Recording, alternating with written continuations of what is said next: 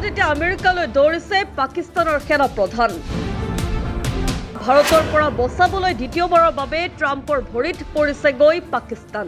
তাৰ পিছতো ট্ৰাম্পৰ আঁৰত লুকাই ভাৰতক ভাবুকি দিবলৈ এৰা নাই অসীম মুনিৰে।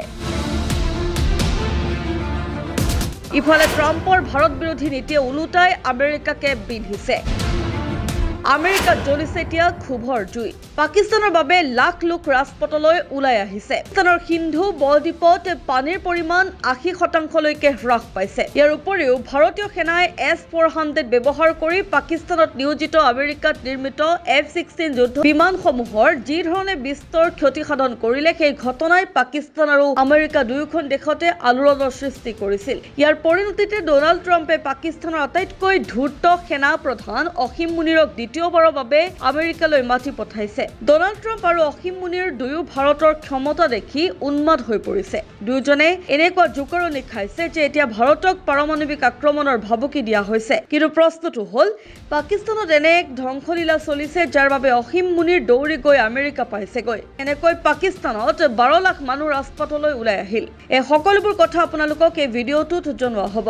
আচলতে এই ধূৰ্ত দেশখনৰ অস্তিত্ব এক ভাবুকিৰ সন্মুখীন হৈছে, কাৰণ পাকিস্তানত এনে কিবা এটা ঘটি আছে। পাকিস্তান এতিয়া ভাৰত আৰু প্ৰকৃতি উভয়ৰ পৰাই প্ৰচণ্ড আঘাতৰ সন্মুখীন হৈছে। এই আশংকাৰ বাবেই পাকিস্তানৰ সেনা প্ৰধান ডনাল্ড ট্ৰাম্পৰ ভৰিত দ্বিতীয়বাৰৰ বাবে পৰিছেগৈ। মজাৰ কথাটো হ'ল যে কেৱল পাকিস্তানেই নহয়, ভাৰতৰ বাবে আমেৰিকাও পৰাজিত হৈছে। ইয়াৰ পিছত আমেৰিকাত থিয় দি ডনাল্ড ট্ৰাম্পৰ নিৰ্দেশত অসীম মুনিৰে ভাৰতক পাৰমাণৱিক আক্ৰমণৰ ভাবুকি প্ৰদান কৰিছে। যদি আমি ডুব যাওঁ তেন্তে আমি আধা পৃথিৱীৰ লগত লৈ ডুব যাম বুলি অসীম মুনিৰে কৈছে। তেওঁ লগতে কয় যে যদি ভৱিষ্যতে ভাৰতৰ সৈতে যুদ্ধ হয় আৰু তাৰ পাকিস্তানৰ অস্তিত্বৰ প্ৰতি ভাবুকিৰ সৃষ্টি হয়, তেন্তে আমি সমগ্ৰ অঞ্চলটোক পাৰমাণৱিক যুদ্ধৰ মাজলৈ ঠেলি দিম। ভাবি চাওকচোন যে পৃথিৱীৰ বাবে ইয়াতকৈ অধিক বিপদজনক বক্তব্য কি হ'ব পাৰে।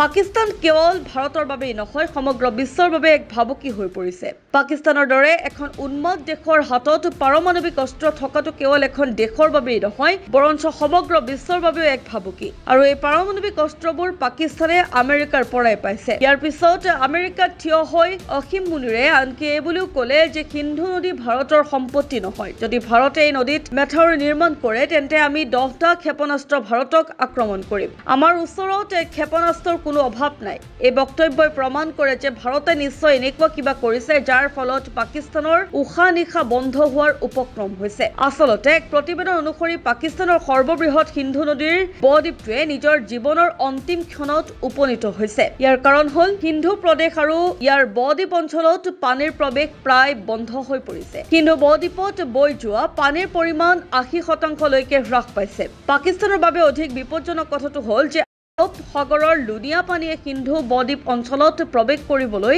আৰম্ভ কৰিছে। সাগৰৰ পানীৰ ফলত ইয়াৰ ভূমি বানপানীত ডুব গৈছে। ইয়াৰ ফলত নদীৰ পাৰৰ গছ-গছনি শুকাই গৈছে, মাছ মৰিছে, চাৰিওফালৰ মাটি লুনিয়া হৈ পৰিছে আৰু পানী হৈ পৰিছে বিষাক্ত।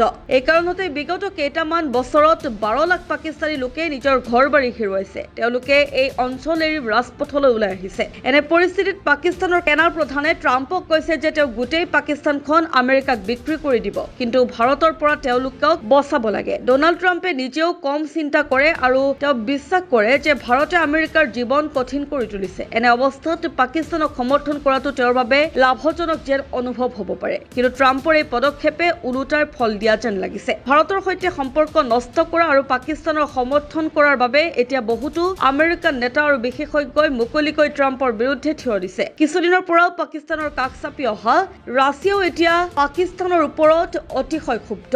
আনকি চীনেও আচৰিত হৈছে যে কেনেকৈ অসীম মুনিৰ ৰাতিটোৰ ভিতৰতে আমেৰিকাৰ পণ্য হৈ পৰিলে। এনে কাৰণেই ৰাছিয়াই ভাৰত আৰু চীনক কৈছে যে এতিয়া ৰিক ট্ৰয়কা জীয়াই ৰখাৰ সময় আহিছে, অৰ্থাৎ তিনিওখন দেশে মিলি আমেৰিকাৰ বিৰুদ্ধে যুঁজ দিয়া উচিত। এই সন্দৰ্ভত আপোনাৰ মতামত কি, কমেণ্ট কৰি জনাবলৈ নাপাহৰিব।